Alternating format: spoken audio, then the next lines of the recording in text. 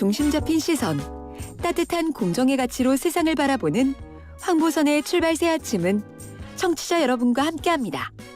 짧은 문자 50원, 긴 문자 100원의 유료 문자 우물정 0945, 우물정 0945로 여러분의 목소리를 들려주세요.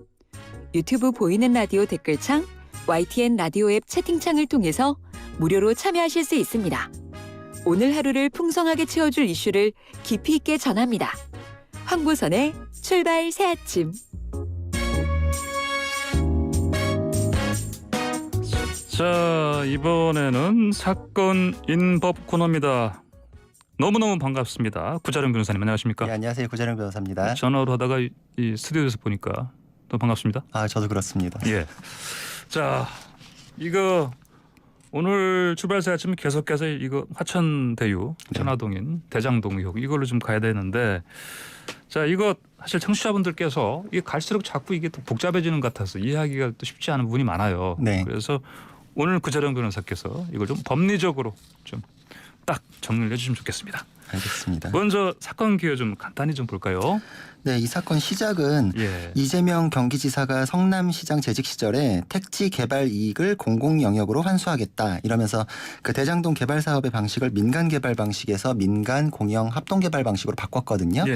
그러면서 그때 당시에 5,500억 원을 환수했으니까 성남시에 굉장한 이익이 남은 굉장한 치적 사업이다 이렇게 홍보를 했는데 그 이후에 이제 논란이 터지고 보니까 그 이상의 이익이 민간 개발 사업자인 화천대유 쪽으로 흘러갔고 여기서는 별로 돈도 들이지 않고 위험도 부담하지 않았는데 알짜배기 이익은 다 그쪽으로 넘어간 거 아니냐. 이건 구조나 여러 가지로 문제가 있다. 이 논란이 터졌고 그래서 이제 그 논란이 줄줄줄 나온 이제 그 연결된 내용을 보니 화천대유의 실소유자인 대주주가 이재명 지사하고 아는 사이더라. 그리고 그 모든 이익을 성남시가 가졌어도 되는데 이걸 민간 쪽에 이렇게 쉽게 넘겨주게 하는 거는 선정 과정이나 사업 구조를 짜는 데 대해서 비리가 있지 않느냐 뭐 이런 의혹도 나왔고 그리고 인허가 민간 공영 합동 개발 방식이면 인허가 관련된 거는 굉장히 쉽게 공영에서 풀어주고 리스크는 오히려 그쪽이 있지 않았냐. 근데 그 부분이 없는데 그러면 리스크가 있긴 있었느냐. 뭐 이런 논란이 벌어져서 이거는 이재명 게이트 아니냐. 성남시가 굉장히 이제 유착이 돼 있는 게이트 아니냐. 처음엔 이제 그랬습니다. 근데 까보니까 법조인들 이름이 이게 왜 이렇게 많이 나오지? 이럴 정도로 이제 굉장한 쟁쟁한 법조인들의 이름이 나오더니 또 곽상도 의원의 아들이 거기에서 근무했다는 얘기가 또 나왔어요. 그래서 이건 또 뭘까 그랬는데 거기까지는 그래도 그렇죠. 거기는 또 이재명 게이트란 얘기가 아직은 그래도 그냥 유지되는 상황이었는데 어제 보도 나오고 이래 보니까 곽상도 의원의 아들이 50억 원의 퇴직금을 수령했더라. 그러니까 갑자기 이제 사건이 전방위로 확대됨과 동시에 새로운 국면을 맞이하고는 있습니다, 지금. 그렇군요. 자, 그러면 방금 말씀하신 것처럼 법조인들 이름이 등장하는데 다들 건물급이에요, 대부분이. 이런 경우가 흔치 않은데. 맞습니다. 굉장히 흔치 않고 특히나 화천대유라는 게 이 사건 이전엔 저희가 뭐 이름도 못 들어본 회사잖아요. 그러게요. 이런 회사가 이 정도 규모의 그 고문 변호인단을 갖고 있다는 거는 좀 상식적이지는 않습니다. 주역을 좀 잘 아시는 분들은 뭐 화천대유 정도는 알겠지만. 그렇습니다. 그래서 고문으로 거론되는 이름들 살펴보면 박영수 전 특검, 김순환 전 검찰총장, 권순일 전 대법관, 그리고 최순실 변호인이었던 이경재 변호사, 그리고 국민의힘에서 공수처장 후보로도 거론했던 강찬우 전 수험지검장, 그리고 법조인 이외엔 또 원유철 전 의원도 있거든요. 그러니까 다 대부분 다 사실 그 뉴스를 자주 보시는 분들한테는 다 귀에 익은 이름들이니까. 그렇습니다. 이게 지금 그 시간이 짧아가 다 설명 못하지만 또 그 이분들 사이에 또 연결고리들이 또 사건마다 또 이렇게 연결이 또 복잡하게 돼 있더라고요.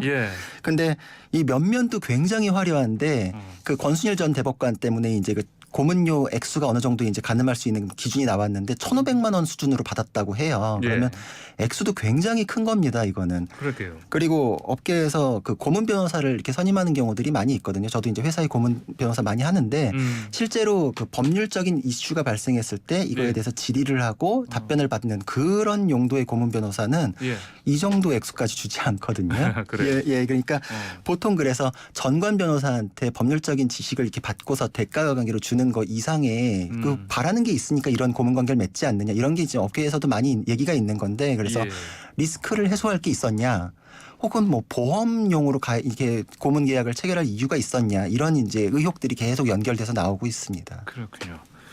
자, 근데 여기에 그 언론사 뭐 실명을 요즘 밝히기도 하던가. 예, 나왔습니다. 예, 예. 그렇죠.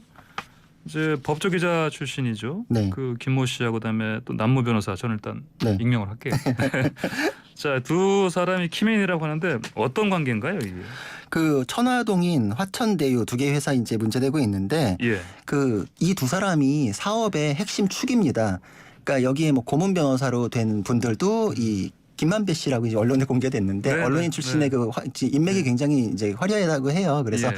이분 중심으로 이제 좀 고문들이 채워진 거 아니냐. 그리고 천화동인이라는 게 개인들이 이 배당을 받아갔는데 그 개인들도 이 두 사람을 정점으로 해가지고 연결된 분들이라고 지금 파악이 되고 있습니다. 예. 그래서 김만배 씨는 머니투데이에서 법조팀장으로 오랫동안 근무했고 최근까지도 근무를 했다고 합니다. 그래가지고 화천대유에서 직접적인 뭐 직함을 맡고 있지는 않지만 대주주이기 때문에 실소유자 아니냐. 실소유주로 보통 얘기를 하죠. 예.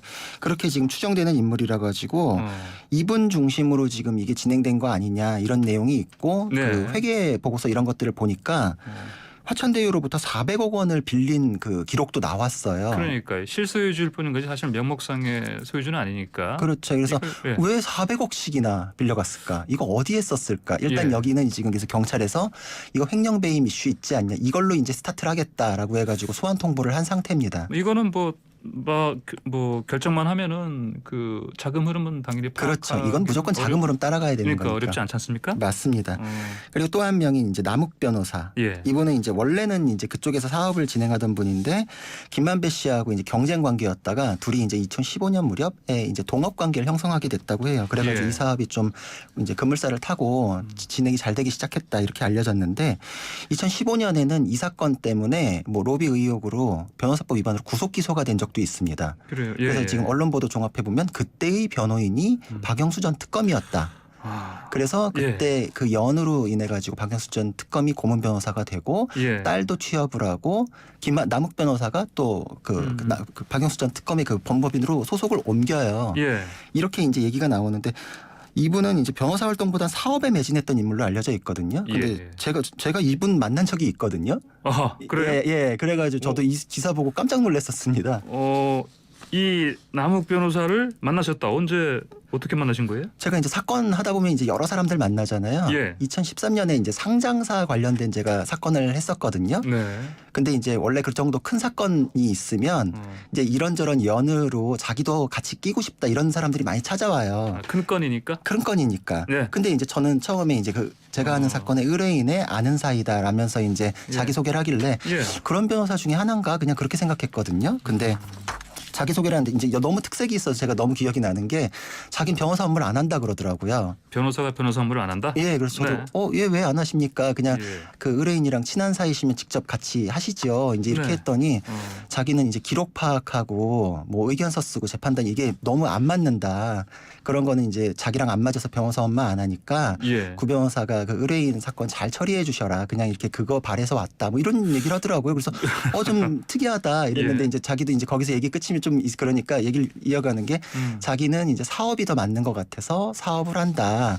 그러면서 자기가 하는 사업체가 제 의뢰인 사업체보다 몇 배는 더 크다 그러더라고요. 그래서 제가 아니 내가 지금 하고 있는 게 상장사 관련된 사건인데 어떻게 훨씬 더 클 수가 있을까? 변호사가 하는 사업이 그렇게 큰가?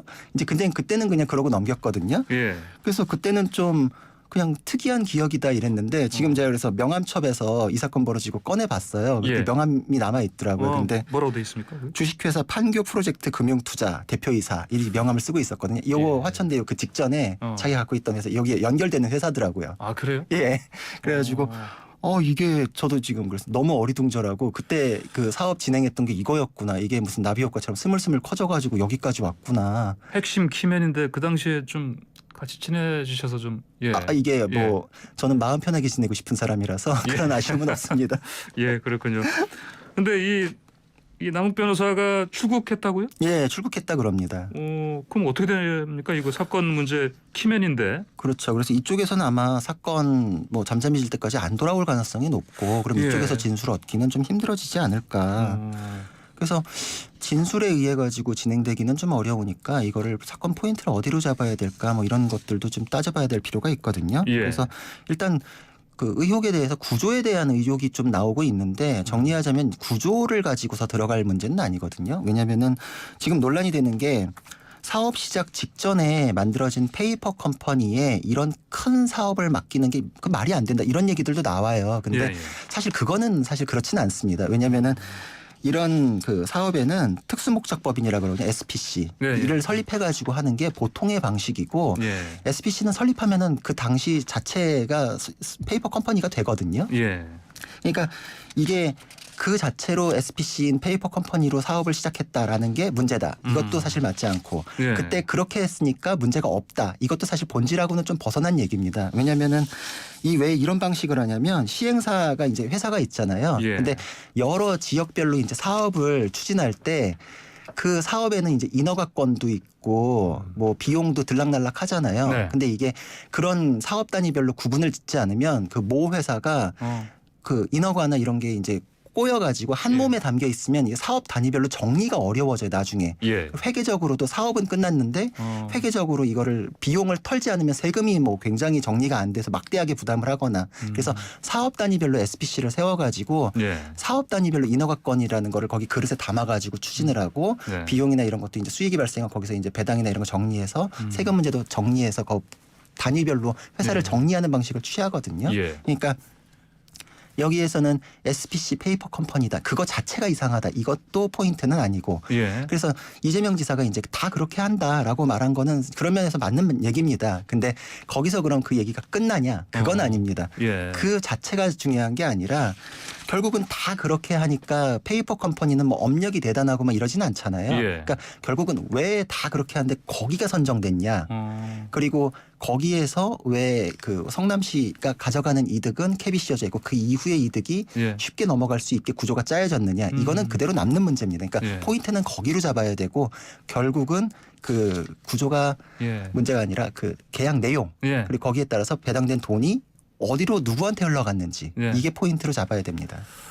자, 이거 이 문제 이거 좀 깔끔하게 이거 정리하려면 시간이 2배는 더 필요해 보이는데요. 맞습니다. 벌써 28분인데요. 아이고. 자, 구변호사님 이 문제는 계속 갈 것 같으니까 네. 다음에도 한번 더 이거 좀 짚어보시죠. 알겠습니다. 그렇게 네, 하겠습니다. 오늘 말씀 잘 들었습니다. 감사합니다. 감사합니다. 네, 지금까지 구재란 변호사와 함께했습니다.